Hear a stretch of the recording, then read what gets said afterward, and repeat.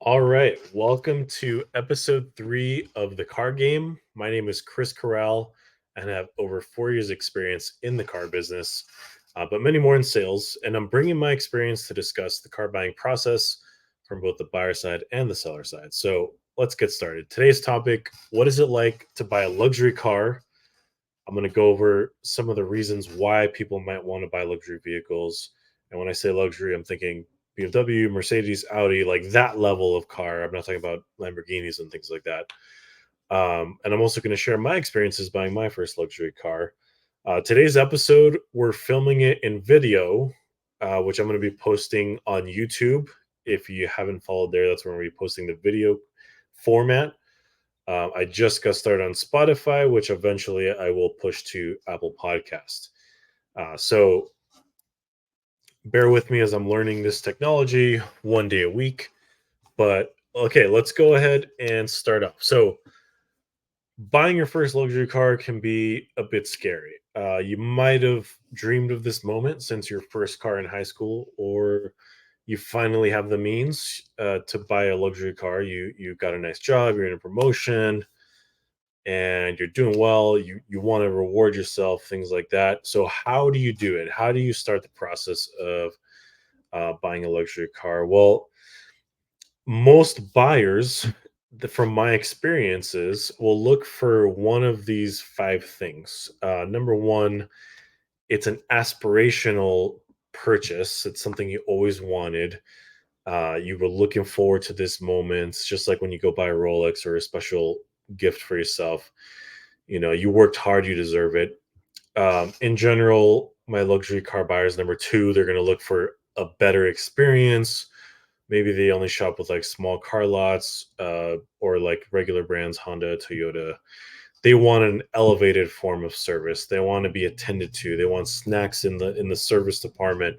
You've seen your friends like post pictures when they go get an oil change in their Mercedes, and it looks so nice in there. They got massage chairs. You want a better experience. Now, I'm gonna put a pin in this, but not all dealers offer that great experience, even for luxury car buyers. But that's a whole nother topic. But you should expect a higher level of service. Number three, performance. You want to get more bang for your buck. You're paying 50, 60, 70 plus $1,000. You want the best of what's out there in the market, the best of the technology, and what goes into the development of the cars. A lot of these luxury car brands, they drive all kinds of races on their racing teams, so they have all the latest technology. Number four, value for money. You notice that used luxury vehicles have a lot of standard technology in there. There's different ways to buy luxury cars, right? There's loaner cars, manager cars, tempting lease deals that you might see posted on social media. Number five, prestige. So you might have a buyer that maybe you became a lawyer, a doctor. You want to elevate your status amongst your friend group. You want to be different. You want to have something that not everyone else can have. You might be a real estate agent. You want a car that when you take clients around to feel good, that your clients know that you're about your business. You make good money. Now, just my personal thought, I don't think it really makes any difference what car you drive in today's market. But that's again another topic. But uh, oops, lost my notes. So these are a couple of the things that might be running through your head as you're getting ready to shop for a luxury vehicle. These are the same things that were going through my head when I bought my first luxury vehicle. My first luxury car was a Mercedes C Class, and I bought this car. It was my third car. Not that at that time, it was a reward to myself. And I'll go more into detail of my experience later on, but I just want to say it is a very special time in someone's life when they go for one of these types of vehicles. So I'm going to share with you a couple things you should look for when buying a luxury car, and kind of manage your expectations as far as what you might get, because you might expect the world, but not every dealer can deliver on this. But I make it a point to hit all these things I'm about to talk about with my clients, especially if it's their first time, because I don't know if they're coming back.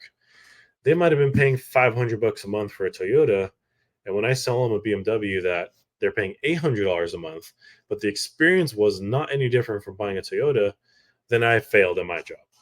So here goes. This is a non-exhaustive list. This is just something I've been thinking about over the last few days. Number one. Okay, so when you're shopping for a luxury car, in general, these cars will have higher starting MSRPs. MSRP is the retail price of a vehicle that the manufacturer will put on the sticker.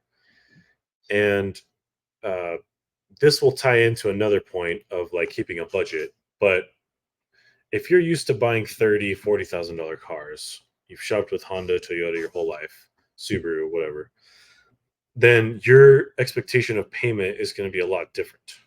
You might be able to get a fully loaded SUV, Honda Pilot, whatever, for $800 a month, but you might be only able to get a base model BMW 3 Series, for example, for that same payment. Now I'm just shooting numbers out here, so don't anybody take notes on these payments. These are just random numbers. But in my experience, you're going to get more bang for your buck on a lower end car for certain vehicles, not all vehicles. Maybe the difference between a sedan and an SUV type thing. But that brings me to my second point is luxury cars will actually have more standard features than any other car like below that bracket. So, for example, a standard BMW will have your pre-collision braking, the blind spot, and then parking sensors front and back of the car.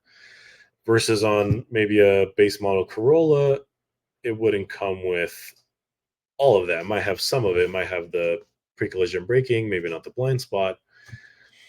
Now this gap is starting to close. I don't know if you guys have been paying attention to what Hyundai is doing with their vehicles. A few years ago, my wife and I we purchased a. We don't own it now, but we purchased a Hyundai Hybrid Elantra, and it had everything. I was pretty jealous at the time, but payments were cheap and it had everything. But the experience of owning that car was terrible. There was always reliability issues, recalls, and when I went to go take it to service, it was terrible.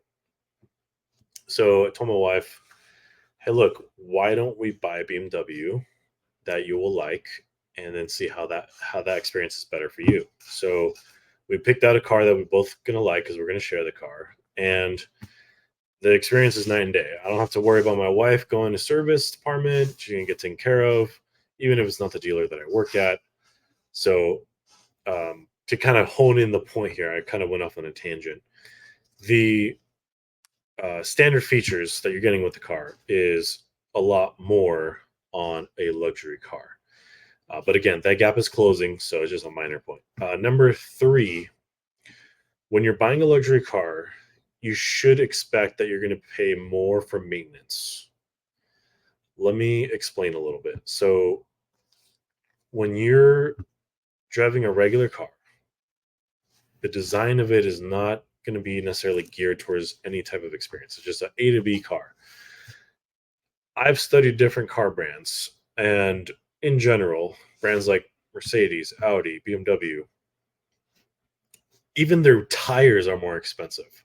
They got run flat tires, which are tires that if you hit a nail on certain part of the tread, it's not going to pop. You can still drive on it. Or if they don't, they have like Pirellis or like some expensive variation of the tire that will enhance the performance of the car. Versus a Toyota where you could never tell the difference. Doesn't matter if you buy like really expensive tires for it or cheap tires for it, you probably couldn't tell the difference because the suspension and everything is not going to translate that difference to the driver. Now, this is again very general sense, but in my experiences, my tires were always a lot cheaper when I was driving, lower end brands versus luxury brands. And that's just one example. Okay. Your oil changes. If you're a high mileage driver, you should expect to pay more for your oil changes. There's also more things that the dealers are going to look at when you bring it to the dealer for service. If it's a luxury car, there's more sensors, there's more things that will pop out at you that you might not expect. Now, luckily, BMW has included maintenance for 3 years, so that makes it a no-brainer. But not every brand does that. You have to negotiate that. So keep that in mind when you're buying a luxury car. Next tip. So I think this is number 4 now. So can you afford a breakdown? Can you afford a breakdown if your luxury car, you know, something goes wrong with it? Now, I'm hoping that for your first luxury car, you're buying a brand new one and you're leasing it because that's the smart thing to do. But if you don't believe in leases, it goes against your religion, that's fine. I'm not here to tell you how to buy a car. I'm just saying because the leases are a lot more favorable to keeping a car short term, you're not going to run into any of those maintenance issues or problems, and everything's going to be under warranty. Let's say you buy a used luxury vehicle. You got to think about, how am I going to protect this vehicle if the engine blows up? If the transmission goes out, can I afford the AC not working? Most of the time, the answer is no. And not because you don't make enough money, it's because it's just not financially smart. Okay. So we all know luxury vehicles depreciate faster than any other vehicle. So why would you spend 10 grand to fix a motor or whatever versus just totaling the car? I don't know. You have to make that logic for yourself. But you want to buy a car, if you're buying it used, probably no later than 2019 or no older than 2019. You want to go 2019 and up at this point. Do your research on the maintenance. What are common issues that people have? Now, this goes for new cars too. But again, you generally will have a better experience purchasing a new luxury vehicle because if anything wrong happens, you just drop it off at the dealer. They give you a loaner. You don't have to worry about it. Just move on with life. It's unfortunate, but things do happen. You win the unlucky lottery, and aside from the dealer helping you, there's not much else anyone else can do. They just have to push the car through the process of getting it fixed. So ask yourself, can I afford a breakdown? What are the next steps if something does breaks? If something does break, and then is that okay for your type of lifestyle? If you're thinking luxury cars are super reliable, think again. The issues you might have in a luxury car, a little more technical, a little bit harder to solve, and could take longer times to diagnose. Now, this is just, again, general sense. There are new cars now that are very difficult to work on. The new platforms we see coming out, it's like hybrid powertrains. Everything's getting a little bit harder to maintain. So take it like a grain of salt and just keep it all together as far as what you're thinking. So, next point, I think we're 5 or 6, I forgot. So, when you're looking for a luxury car, what is it that you love about the brand? What is important to you? Is it luxury that's the most performance? Or sorry, luxury that's most important to you? Then you might think of a brand that specializes in comfort, interiors, how soft the leather is, things like that. Or maybe you like performance more. Maybe you care about how you feel in the corners, the acceleration, things like that. Find those few things that are important to you and find the brand that matches up. So I'll show a little story. I used to think I really loved Mercedes. I bought one, and then I started finding little things I didn't like about it. And if I would have test drove more cars, I would have decided to buy a BMW a long time ago. But I was so in love with the brand at the time. Mercedes, it's a great band. I can't say anything bad about it. But honestly, the fact that I had to flip a switch to get into sport mode instead of just pushing a button, like those little things, like when you just want instant response, you won't know that unless you drive the cars. So once you pick out those few things that you find important, drive the cars you think you're going to like, and really analyze, is this the right car for you? Okay, so I think we're on 7 now. How long do you expect to stay with the brand? So any brand, doesn't matter if it's luxury or non-luxury, when you stay with a brand long term, you're going to get access to more incentives than if you were to keep switching brands every year. Does the brand you're interested in have enough cars to keep you entertained for the next few years? Maybe you're starting with a C class now, but in a few years you want the E class. And then if you're doing really well, you want the S class. And where do you go from there?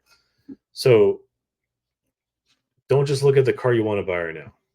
Look at other cars they have that might interest you in the future, because you will get a lot better deal the second time around. I promise you.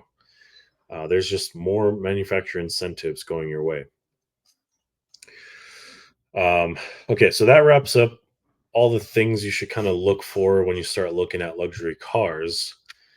And I'll just wrap up with my experience buying a luxury car. So keep in mind, I sell cars for a living. So it's important to me that I provide a great experience for someone that's just starting their search or never bought a luxury car before.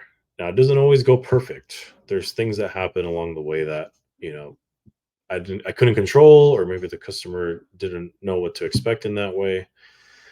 But what I bring to the table versus what I get, it's not always the same.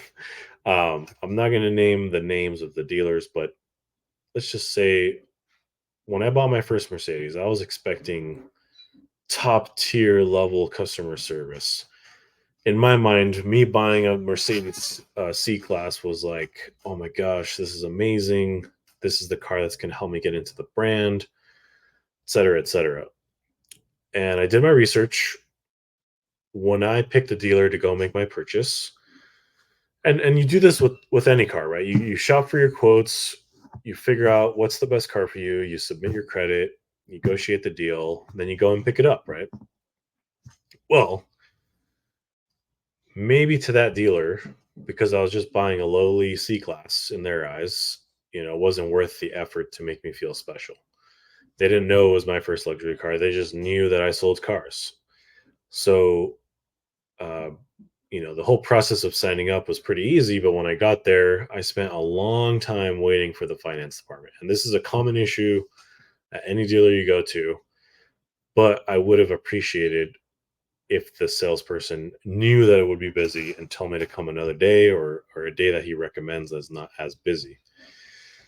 But it kind of ruined the experience for me, because I put so much thought into this, and it was a very aspirational purchase for me. Like, I really wanted it, always wanted this type of car. And you know how many hours I spent researching the car, watching videos, like fantasizing about the car. And when I finally got it, that experience as I'm taking delivery is just the crucial part in the buyer's journey. And if you guys have feedback on this, I'd love to hear it. Send me a DM on Instagram, the real Chris Corral. But to make a long story short, the expectation that I had from the dealer was not there.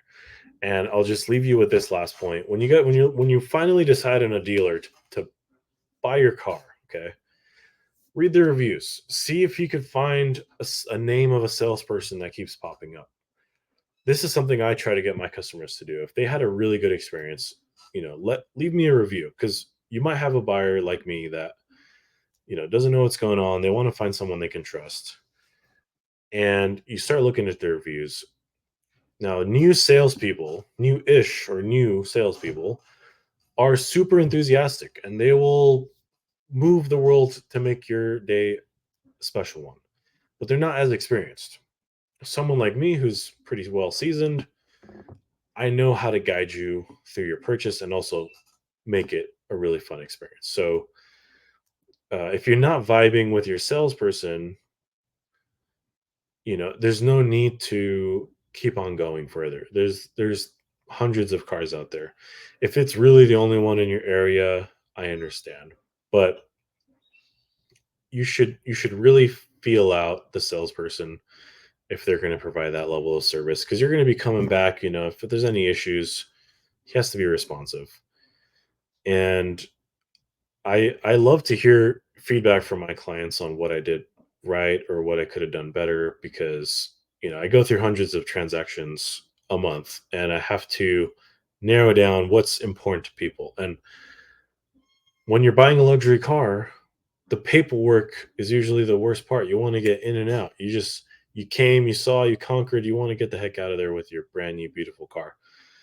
So just keep a lookout for these things. So that's the episode for today. Again, trying out this video format so I can post it on YouTube. I'm going to try to clean up the audio, post it on the other platforms. Would love to hear your feedback on what you would want to hear me talk about. So please leave. Well, I don't know if you can leave comments, but DM me on Instagram, the real Chris Corral, and we could pick a next topic together. Have a great day, and I'll see you for the next one.